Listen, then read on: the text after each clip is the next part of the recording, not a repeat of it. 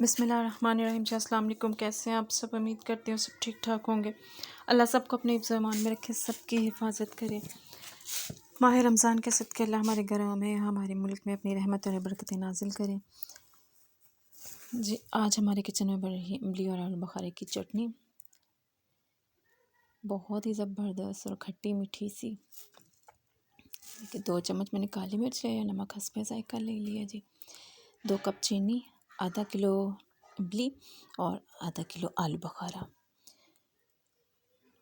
सबसे पहले इनको निकाल लेते हैं जी शापड़ों में से।